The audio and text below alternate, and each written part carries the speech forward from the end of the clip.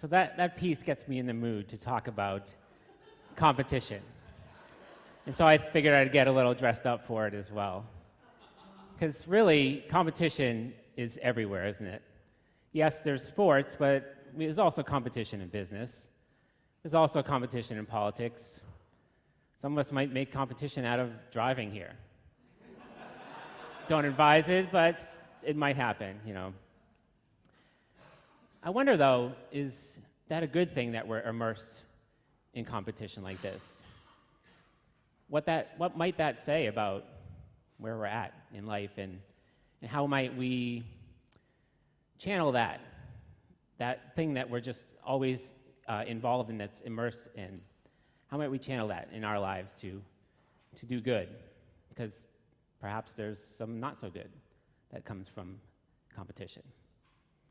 I'm going to start with when I was younger. My mom was very competitive. At least she had us compete academically. I think she felt that we would learn better if we did that. So she would always quiz us on things, and as a result, I got good at spelling. So when we had competitions in spelling in school, I always thought, okay, I'm going to be the best speller there. In fact, I did bring an award that I happened to win from 3rd grade that I still have with me because it was important. Now, it does not say I won a spelling bee or that I was the best. It says for Michael, is presented to Michael for being a great speller. And I think that's important for me to think about, why was that competition important? It wasn't important for me to win the award or a reward for being a good speller. It just meant that there's a level that they wanted me to achieve, and I achieved it. Did I achieve it faster than anybody else? Who knows? That's not the important thing. The important thing is I was recognized for achieving that level, and I did that through the spelling competition. So this happened in education. This is how I think education kind of looks at competition. Although those of us who are in education know that it's kind of a loaded two sides to how competition can get used. I think of standardized tests. Some say that's our model for competing, for understanding how we rank against other school districts. The other side says we shouldn't have standardized tests. They don't really measure how kids really learn. So there's the two sides to that. How is competition used in school? Well, in my case, it was used as a motivator. It was used to help me drive to achieve perhaps a higher level, or maybe push to have a better reading level when I was younger. And it helped boost my self-esteem. And there's the other side that says, well, too much competition stresses kids out and lowers their self-esteem if they can't achieve those levels all the time. In fact, sometimes competition can be a barrier to learning at all. So if you're holding one view on either side, I'd challenge you, just hold that while we dig deeper into what competition's about today. Because it's not just education. So how do we use competition, say, in this setting? Well, you saw the Wonder Box, and we had a nice competition there. The rules were pretty basic. But notice, I didn't really talk too much about what happens if we err from that, or what happens if someone decides to try to cheat or try to get in the way of the other person's progress in that competition. It's kind of maybe an unwritten rule, but still, sometimes it's important to say those things out loud.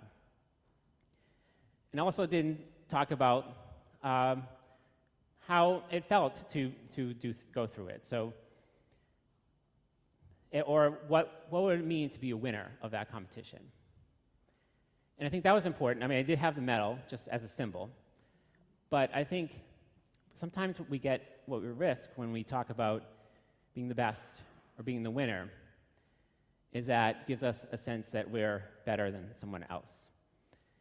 And we happen to live in a system that's already set up to say the winners go here and the non-winners or the losers go here. And so if we feel sometimes that we are better, we feel that someone who loses deserves whatever happens to them. Now, this reminds me of an experiment or a game that was done many years ago. You might have heard of this. It was called the Brown Eyes, Blue Eyes game. In 1968, a teacher in Riceville, Iowa, was reacting. Martin Luther King Jr. had just been assassinated, and she felt her third graders really needed to learn about racism. So she developed this game. It's kind of like an experiment, but for kids, it was something they just dove into like a game. And so the kids got to school. If you've heard of this before, I'm just going to go through it anyways. And she said, brown-eyed kids, you're just genetically better than the blue-eyed kids. You're smarter, you're faster, so you deserve good things to happen to you. And throughout the day, she quizzed the kids, and the brown-eyed kids started, they answered more correctly, and she praised them every time. The blue-eyed kids started to not want to raise their hand. So the self-esteem just changed in a day. The other thing that was happening was the brown-eyed kids were bullying the blue-eyed kids a little bit because they were feeling like, oh, I'm told that I'm superior, so I'm going to model what the teachers are doing and say that you're not as good as me. So the next day she switched it, and the blue-eyed kids were the ones who were privileged, and the brown-eyed kids were not. The achievement did a similar pattern. The kids with the blue eyes, now that they were privileged, had better sense of self-esteem, and they tested better. What they didn't do as much, though, is they didn't do as much of the bullying because presumably they had felt what it was like to be on the other end. Now, it's not that no kids did that. I think there were some that just are so ingrained in them that they participated in the bullying. So this is kind of a danger sometimes when we just label someone as better. Now, the reading that I chose today talks about that. It was even older in history. We go back to the early 20th century, where Darwinism had taken hold in the social setting. Herbert Spencer, the scientist, said that survival of the fittest.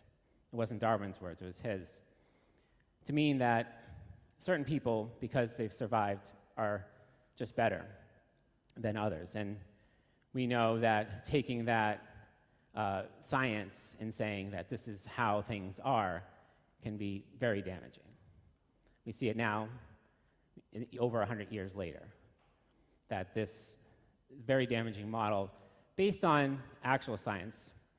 But the reading that I chose says competition isn't actually something that humans want to or try to engage in. Yes, given in some scenarios, one group can compete and then achieve better than another. But actually what it's saying is that we don't seek out competition. When there's resources that both two groups want, we do better when we share, when we go with a mutual aid mindset. And that's how we thrive. We don't just survive. We figure out by working together that this is how we're going to get through. So I took that as a model of, here's a way that, competition might not be the best thing, but there are some benefits. So when we think about what are those benefits, let's start with that motivational factor, right? When we're motivated, when we compete to achieve something, there are certain great, wonderful things that we can achieve. We can achieve innovation. Sometimes we get very creative when we challenge ourselves in a competition. We can pull through difficult times. We can have resilience by competing in something that's hard. Say, okay, well, next time I'm going to do better. And sometimes if we compete in a lot of different things and we start to see how things are different in different competitions, we can get transformed and we can change the way we think about those things. So competition has its benefits, right? So how do we engage in a competition where we can set the rules in a way that we get more of the benefits than the negatives, or at least we minimize those risks? And when I think about that question, I think, well, it's pretty easy in a UU setting. Sort of our superpower is that we are a covenantal faith, that almost everything we do, we start with a covenant. And what is a covenant in this setting? It's the rules on how we're going to engage with each other, whether that be in our leadership, whether that be in our spiritual groups, or that's going to be something that we might do today. We set those ground rules to be fair. We set the ground rules on how we are going to relate to each other. And maybe even more importantly, we say, what's going to happen when we don't live up to all of those wonderful things? And how do we get back together in right relationship? Now, I invite anyone at some point to check our website under About Us, because there's an evolving covenant of right relationship right there. And you can see and read those words right on our UU National website on how we're going to engage with each other. And that's really aspirational, but it also gives us an out to say, we're not perfect. We shouldn't be perfect. Sometimes we might make not so great mistakes. We might hurt each other. Here's our way to get back into right relation. So today, I have put out a lot of board games here for those in person, in the Skylight Connector, in the fellowship room, and also in the dining room. If you're joining us online, you can talk about in the breakout room what games you like, and maybe you'll figure out a game you like to play together. I'm going to invite all of us, after you get something, refreshments, some coffee or water, to talk with maybe one or two other people, maybe a group. What kind of games do you like? What's available for games? And just sit down and have a fun time. Maybe discover some joy. Maybe build your bonds together, because I think what's most important for us right now is to use competition for the powerful thing that it is, which will motivate us to go deeper and to learn more, and hopefully deepen our relationships together. So after we sing each other out at the end, I'm going to invite you to find some joy together, grab a game, and as time allows, have fun, because I think that's what competition is really about.